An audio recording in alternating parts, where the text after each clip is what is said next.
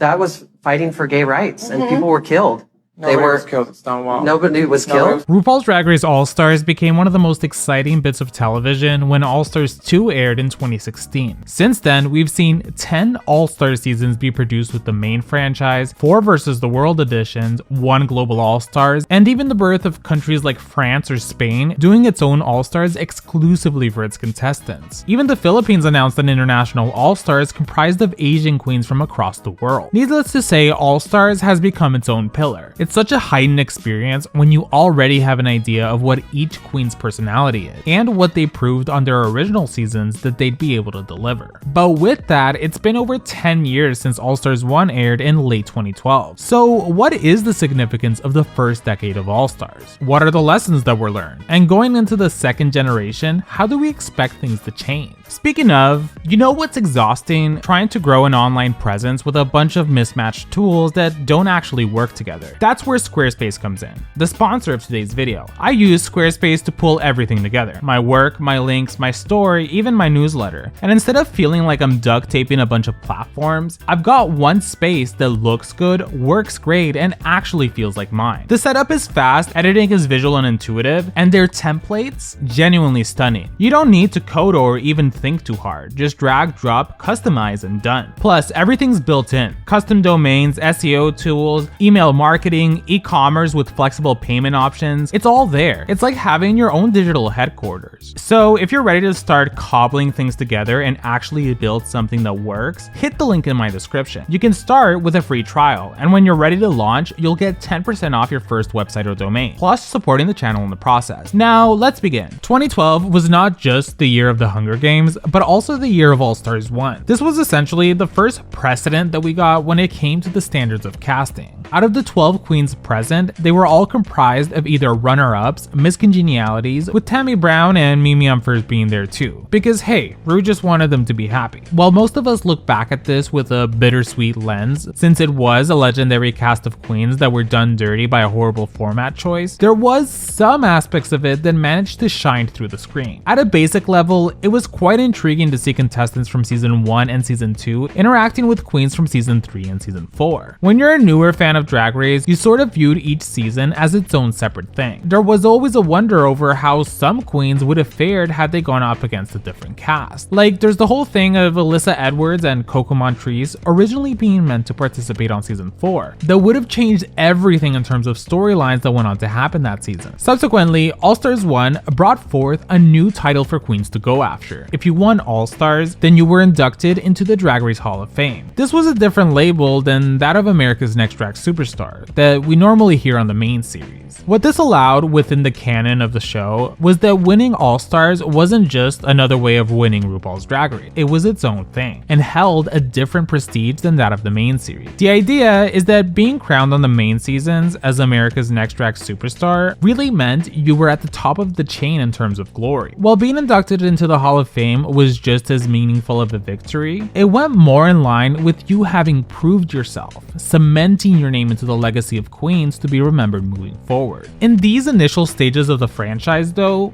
for a while there was a lot of debate over what exactly the Hall of Fame meant, with some fans considering Chad Michaels, the winner of All-Stars 1, to not really be a winner. Even in the season 5 finale, when they had all the existing winners walk on the main stage, some fans were upset to see Chad there, because they felt that Chad didn't deserve to be in the same stage as the other winners, something that would quickly shift in the years that followed. All-Stars 2, while filmed in the summer of 2015, wouldn't go on to air until almost exactly a year later, when in late August 2016, with the launch of the new format. The top 2 queens of the week would lip sync for their legacy, with the winner being able to choose which queen that's up for elimination will end up packing her bags to go home. I remember when it was officially announced that this would be the format, there was a couple people upset about the prospect, since a big reason why All-Stars 1 fell flat is because they brought forth a new format. So who was to say that the same thing wouldn't happen in All-Stars 2. Well, this format change proved to be very beneficial. It created this completely different feel than what we saw in the main series. If anything, it truly solidified All-Stars as something that was beyond anything we had seen before. With that, we get our first physical glimpse into the Hall of Fame, with Chad Michaels standing by a picture of Rupaul, Chad Michaels, and of course another picture frame that is left anonymous since we will finally be adding our second inductee. Alaska goes on to be that second edition. This initial conceptualization over what the Hall of Fame could be provided a good base that would have been cool to see get built upon in the coming years. And I say would have because at one point it was sort of left in the past. For instance, All-Stars 3 continues the tradition by starting off with Chad Michaels and Alaska walking side by side wearing a Handmaid's Tale outfit, talking to each other about how boring the Hall of Fame is because there's not a lot of people in it. This was a great way of creating a sense of excitement by constantly involving the past winner, and eventually having Trixie Mattel be the third inductee. By the time we get to All-Stars 4, the theme was Super Queen. The idea was that the three queens in the Hall of Fame were figures in fighting against the forces of evil. The question was who from the All-Stars 4 cast would be joining them. What's more is that the three of them get invited for the finale of All-Stars 4 to be in the background band of the Verse Challenge, plus being involved in the crowning of Monet X Change and Trinity the Tuck. After this, we had a total of 5 members in the Hall of Fame. Yet this was the point where things start to get a little flimsy in terms of production upholding it as a continuous canon to the series in terms of the inclusion of referencing the ever-growing members of the RuPaul's Drag Race Hall of Fame. In a way, part of what made the Hall of Fame fun was that yes, you'd be inducted into the winner's circle, but also you were guaranteed cameos in the future edition. It was cool to see these queens get invited back, with guesses for what the next skit would be. Unfortunately, All-Stars 5, we don't really get that much out of it. Instead, the only reference we see to any members of the Hall of Fame is during the finale when Monet and Trinity send a video message about their time since winning the crown. Trinity said in her review show for season 17 that this outfit Sam Star wore for the Umbrella runway was actually originally made for Trinity to use as her step-down look in All-Stars 5. But since production didn't end up inviting them to the actual set, she ended up scrapping the idea by instead doing the To Wong Fu reference with Monet. This then became the last time we really get to see previous alumni have a moment in the subsequent seasons. By the time we get to All-Stars 6, there's no longer a push to include any of the members in the Hall of Fame. We don't even get to see the usual collage where they put the promo pictures of the winners and line them all up together, with the last one being whoever would join them from the newest cast. It was actually quite the disappointing change, since part of what gave a slight elevation between All-Stars and the main series was the constant inclusion of previous winners. But it's at this point that seasons start to truly become its own standalone thing, with not a lot of references or throwbacks to the ones that came before. This would be the same case for All-Stars 7, which was the first all winners, so you could say it was sort of its own separate thing. But then for All-Stars 8, the only reference we get about the Hall of Fame is that whoever wins will be joining it, but there's not really any clear representation for it. I mean, for All-Stars 9, we did get Kylie Sonique Love making an appearance along with Jimbo joining in on Zoom, but like, it came across more of a last-minute addition rather than a cool way of including them to have their own moment. At the time I put this video together, I thought about how cool it would be if we got a skit in the premiere or finale of All-Stars 10 that involves all the current winners of the All-Stars franchise. This probably won't happen, but in a way, if we could get a recreation of what we saw in the season 8 premiere with all the winners up until that point coming in to do a photo shoot, it would be super meaningful. Especially given that in regards to the Hall of Fame members, there isn't really anyone that's burned their bridge with World of Wonder to the point where they couldn't even have them come back for something special like this. Doing this would solidify yet again the significance of joining the Hall of Fame. Moving on, now we're going to dive into the different formats that we've seen All-Stars give birth to. We currently have 5 different ones that we've seen be executed. First was obviously the teams, where out of a cast of 12 contestants, they were each paired up with someone. Each week, Ru would pick the winning pair, and then there would be a bottom 2 pairs for the week. From those pairs, they would each have to choose who would be lip syncing for both of their lives in a one-on-one lip sync. Funny enough, the person in the pair that had to sit out for the lip sync was placed in front of an emergency button that they could press, so that if they thought their partner was losing the lip sync, they could press the button and swap spots with them, and finish finish off the lip sync themselves. If you didn't watch All-Stars 1, there was a lot of added layers for why it was such a bad idea to do the teams thing. For one, the concept of the button was a juxtaposition in itself. I mean, the only time we see it actually be utilized was around episode 4 when Team Yarlexis, comprised of Alexis Mateo and Yara Sofia, were in the bottom against Team Rujubi, comprised of Raven and Jujubee. The lip sync ends up being between Alexis Mateo and Raven, but halfway through, Yara Sofia decides to press the button to sub in for Alexis, something that clearly caught Alexis off guard. What's more is that it brought to light the idea that if a queen pressed the button to sub in,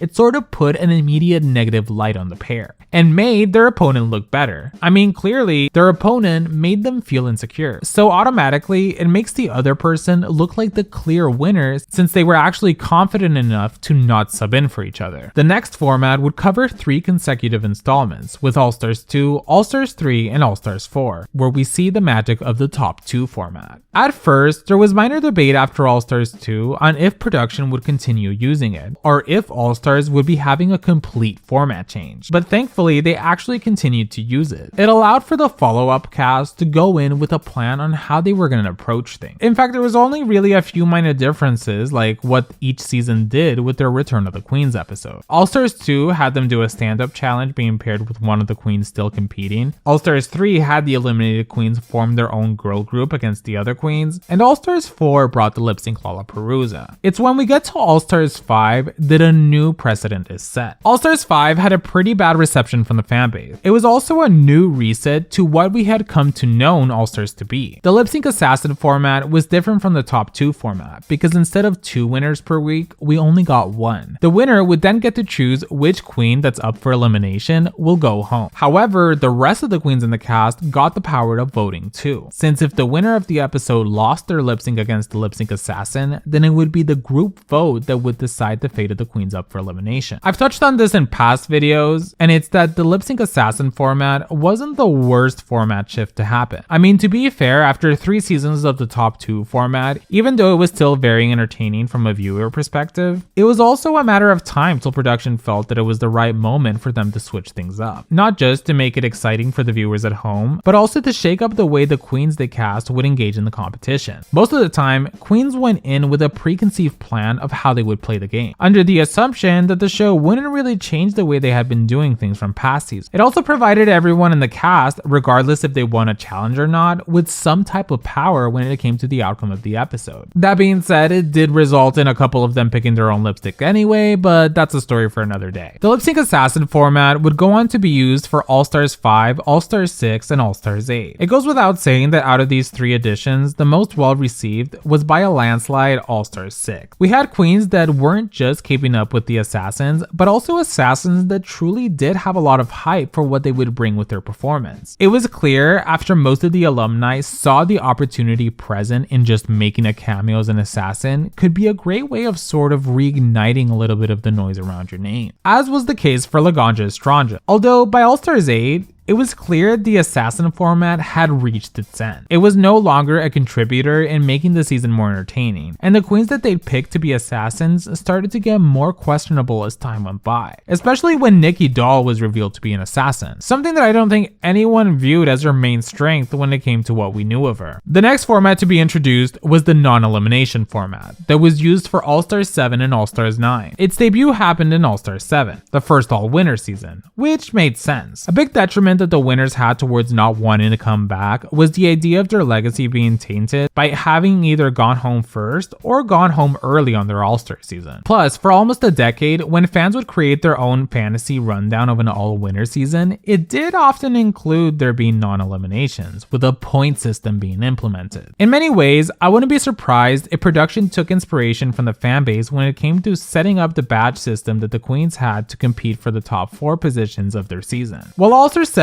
was well received, there was still some minor criticisms over the lack of stakes. There was still a high degree of competitiveness since, at the end of the day, they were all there to defend or showcase why they were chosen as winners of their respective seasons, and the sheer bragging rights of being able to say you did well. Or in Jinx Monsoon's case, win the first ever season comprised of just winners from the franchise, which was truly a title that every single one of them wanted to have. Despite this, when we compare All-Stars 7 to All-Stars 9, there was a clear difference in quality in terms of the sheer entertainment factor we got out of it. I'm planning on doing a video on All-Stars 9 in itself, but to sort of touch on it quickly, the first red flag of All-Stars 9 was using a non-elimination format for a cast that was not comprised of winners. There was truly no stakes. At least when it came to All-Stars 7, there was a degree of pride that the queens had, given that at the end of the day, they were recognized as winners within the franchise. So just skating by wasn't an option. In the case of All-Stars 9 though, it was communicated through how the queens behaved, a lack of effort when it came to truly pushing themselves in the competition, largely due to all of them knowing that they weren't going to be sent home anytime soon. In fact, another big detriment was that they used a non-elimination format on a cast of queens that weren't necessarily all that versatile when it came to the challenges. I mean, imagine if we had gotten All-Stars 9 with queens like Naomi Smalls or Thorgy Thor, basically just heavy-hitting contestants that we know would have been able to uphold a degree of quality to each of the challenges. Unfortunately, with All-Stars 9, we saw most of the cast struggle in some of the episodes, making it pretty hard to be invested in the way things would turn out. As of now, the main franchise of All-Stars is in a tricky spot. All-Stars 7 was well received, but All-Stars 8 and All-Stars 9, which are the most recent seasons of All-Stars, were pretty badly received by the fanbase. So all eyes are on All-Stars 10 to see if they'll continue this downward trend in public perception. Yet I do have some hope for it, but we'll get into All-Stars 10 at the end of this video. Another big theme within this past decade of All-Stars was the evolution of the fashion. When it came to runway packages, people often overlook how influential All-Star season were in setting a new standard for the degree of fashion that the queens would bring to their return. All-Stars 1, which aired in 2012, wouldn't really count towards this. Don't get me wrong, there was a lot of good looks that were showcased, but it was a completely different standard back then. Their package was largely impressive because it was a slightly more polished version of their drag than they brought in their original season. It's really All-Stars 2 that aired in 2016, where All-Stars went hand in hand with high expectations of fashion. The queens this season had so many resources going into it. They were established famous queens with really high booking fees. And what they served on their original season was way more basic / pedestrian drag than what they'd bring into All-Stars. I say this because as we get to the modern All-Star seasons, queens do bring a good runway package with them, but if you're a queen that competed on a modern original season like season 12 or season 14, etc., the chances are what you brought to your original season was just as good as what you'd go on to bring for your All-Stars return. Since at one point, the same expectations that we had for queens returning to All-Stars in terms of their drag would be attributed to the main seasons as well, forcing the new queens that haven't even developed a fan base yet to dig deep into their wallets to impress the judges and fans at home. While the debate about runway packages still exists, with fans saying it's ridiculous for queens to spend thousands of dollars in debt for a chance at making it far in the competition, it goes without saying that at the end of the day, it is the super expensive outfits that come from high achieving designers that will in fact make the most noise. I mean, Plastique Tiara on All-Stars 9 was a perfect example of this. Her runways were truly out of this world, becoming exciting to see what she'd pull out of her expensive luggage every time she stepped on the runway. It was to such a high degree that a good portion of the fans were complaining that she should have won the whole season for the level of drag that she brought to All-Stars 9. Even though she never won any of the lip syncs, including the one where she got to pick the song, and oftentimes was overshadowed by somebody else in the cast. It sort of brought to the forefront once again the juxtaposition between fans wanting queens to be able to afford a runway package for the series, while also praising the queens that broke the bank for their runway. There's not really a wrong opinion to have on this, given that it truly is gaggy to see queens come out with such advanced fashion,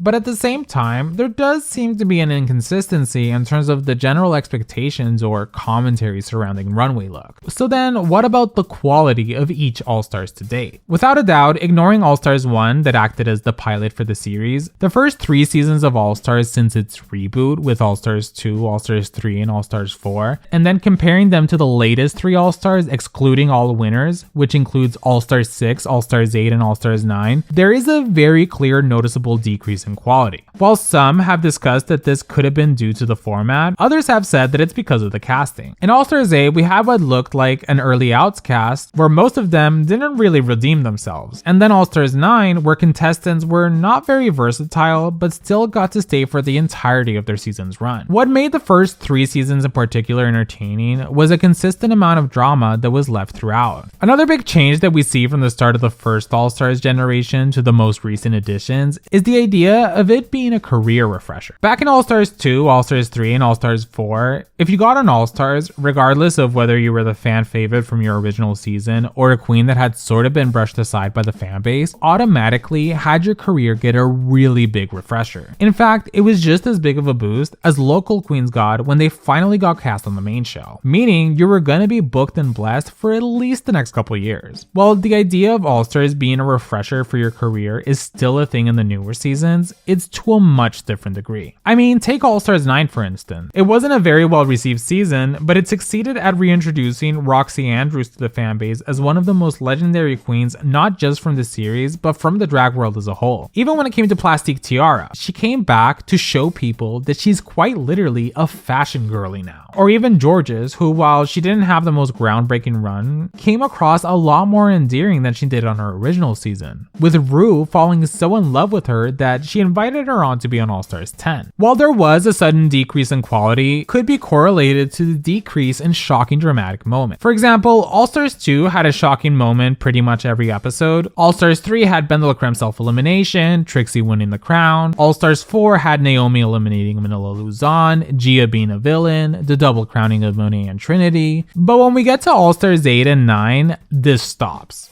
I mean, probably the most dramatic moment of All-Stars 9 was when Roxy blindly picked the queen she would cut next and ended up landing on Angeria Paris Van Michaels for like the second time in a row, prompting her to have a mini existential crisis on stage before ultimately choosing to cut Gottmik instead. Or All-Stars 8, where Heidi N Closet ended up quitting, but even then, that wasn't exactly a dramatic moment. Essentially, while the competition is still an active part in terms of the pressure for the queens, the amount of drama, which tends to be the glue that holds the season together, has gotten weaker with every year that goes by. Something that is the opposite situation for the main seasons, that have actually started to get pretty entertaining in terms of what happens among the cast over the course of the episode. All that being said, another big component to the first generation of All-Stars was the introduction of the Versus the World editions. At the moment, we have 2 countries that participate in it, which is UK versus the World and Canada versus the World, each having released 2 seasons at the time I make this video, plus UK having just wrapped the filming of their 3rd. In many ways, Versus the World seasons sort of feel like a fever dream. The first being UK versus the World season 1, airing in early 2022, that had a 6-episode run. Oftentimes, when there's barely any episodes, it tends to damage the overall value of the season. But by UK versus the World season 2, they added not just more episodes, but also more contestants covering a wide variety of different countries. On the other hand, Canada versus the World is essentially a permanent member of the Kia Asylum. Automatically, there's a lot less viewers for Canada versus the World simply for the fact that it's not hosted by Rupaul. The second is that for 2 seasons now,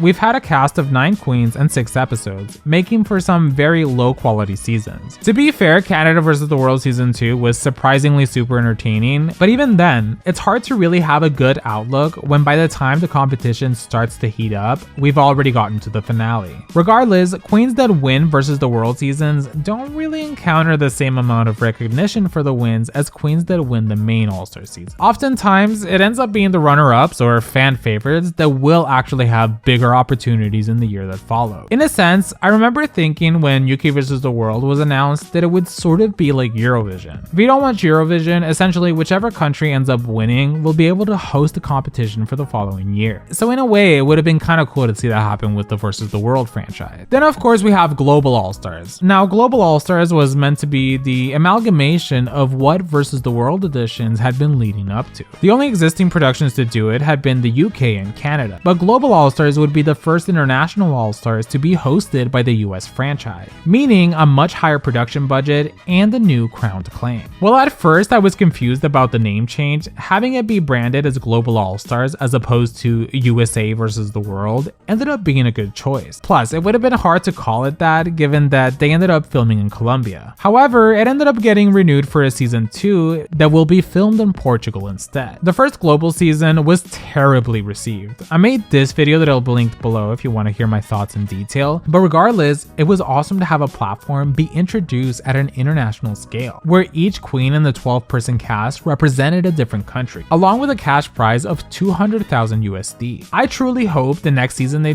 try to learn from the mistakes and have a much better production quality behind it. Moving on, but Drag Race Spain has been known for really taking ownership of their franchise and building it up from scratch by mimicking things that the American version has done. For example, they incorporated live finales into their season, while also immediately starting national tours for every edition they did all around Spain. They even had their own pit stop type after show. But when they announced their own All-Stars, it was quite the surprise because if anything, people were expecting a Spain versus the world where they'd bring together Spanish-speaking queens from across different franchises to compete. Instead though, they had their All-Star season be exclusively queens that competed in Drag Race Spain, which was actually a pretty sickening move for them to make, as opposed to a lot of versus the world seasons where it results in queens not really knowing who each of them are, aside from of course who the American representative is, because that's the franchise that most people tune in to watch. It's something that I wish we could have seen happen with, for example, Canada's Drag Race, whose cast don't really give off international All-Stars vibe. Instead, it just tends to be some Canadian queens, a couple UK queens, and a big amount of American queens that have huge established careers, making them sort of OP towards the rest of the contestants. If Canada had instead gone the route of doing their own All-Stars exclusively for Canadian queens, it would have truly helped heighten their platform, resulting in a much more engaging set of episodes for half the cost, given that they don't really have to fly in people from all around the world. In the same way Spain did All-Stars exclusively for them, Drag Race France is about to air its first All-Star season comprised of queens who solely competed within the first 3 seasons of their franchise. Ironically enough, a lot of people were disappointed by this since francophone queens don't get a lot of attention most of the time, since even when they compete on Drag Race from English-speaking countries, their comedy tends to get lost in translation and people don't relate to them as much. So to have a France versus the world comprised of French-speaking queens from around the world would have been cool, but at the same time, it's great to see so many of these franchises take the dive into truly trying to build something sustainable for themselves. As of recently, Drag Race Philippines announced the Slasian Royale, which was one of the most unexpected announcements of this year. The concept is that Drag Race Philippines is doing their first All-Stars, sort of a versus the world style, except this one's different. It will be called Drag Race Philippines Slasian Royale. Instead of it being just some queens from the Philippines against random queens from around the world, it's gonna be 6 Drag Race Philippines queens against 6 Asian queens, each representing a different international franchise, in what will essentially be a celebration of Asian culture. Not just that, but the fact that they went ahead and provided us with a very clear theme to a cast adds a lot of fun layers to the cast. So I have my hopes high that they will do a good job producing it. So that's where All-Stars 10 comes in. It has already started airing, with a record-breaking total of 18 queens coming back to compete in a tournament-style All-Stars, meaning that yes, a brand new format is about to be showcased to viewers. And to be honest, I'm super excited to see this transpire. In theory, there's going to be 3 groups of 6 queens, each competing separately for 3 episodes each. From that, the top 3 queens from each group of 6 will move forward to the semi-final round. Then they'll group up the top 3 from each respective bracket into a top 9, and they'll compete to get to the crown. At least that's what was vaguely explained to me so far. Some are saying that it'll either be a complete disaster or amazing revitalization to the All-Stars franchise. Yet, only time will tell. But given that at the time I'm making this video, the first 3 episodes of All-Stars 10 have aired, it's really shaping up to be one of the most entertaining All-Stars we've gotten in years. There's a sense of excitement present within the fanbase that I haven't really seen in a while. The question is whether they'll be able to continue the momentum of this for the rest of the season. So far, this is the Hall of Fame of the first generation of All-Stars, comprised of Chad Michaels, Alaska, Trixie Mattel, Monet Exchange, Trinity the Tuck, Shea Coulee, Kylie Sonique Love, Jinx Monsoon, Jimbo, and Nigerian Paris Van Michael. But who do you think will be the one joining them from the All-Stars 10 cast? Let me leave you with a question. For All-Stars 11, what format would you like them to use? Should they try the All-Stars 10 format again? Bring back non-eliminations? Or should they go for something completely different? Thanks again to Squarespace for sponsoring today's video. Make sure to click the link in the description to get 10% off and support the channel in the process. I want to take a moment to thank my patrons. In the Elite Pink Squad, we have Matthew Burns, Sari Tish, Las Potitas, Gay Uncle, Natasha DeLeon, Cool Gal Nan, and Jetzam Adams. And in the Green Squad, we have Cayman Rider Furry, Edgar Allan Pup, The Only Sean, IJS, Not a Punch But a Keek, Jack Beck, Bashir with a good beard, Galeria Gomez, Sarah G, Boiled Peanut, Max Whale, Olivia Marr, Dea, Scarlet Rose, and our newest additions, welcome to the Green Squad, Niall O'Hearn, and Michael Alsante. If you'd like to join the Patreon, if you'd like to support me on Patreon, you can click the link in the description, and I'll see you guys next time.